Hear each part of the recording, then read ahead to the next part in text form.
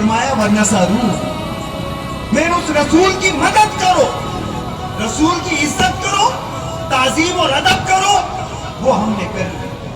सारी सारी रात महफिल रात मुनक्किद होती हैं और नमाज फजर नहीं पढ़ी जाती। ये ताजीम रसूल नहीं है, ये नाख़वानियाँ इस फी ज़माना में जो किरदार अदा कर रही हैं, वो उम्मत मुस्लिमा और बिलखुसूस अहले सुन्नत को बेहोशी के टीके लगा रहे, झूमते रहो सारी सारी रात, और सब समझ रहे हैं कि रसूलुल्लाह की मोहब्बत में झूमे जा रहे हैं।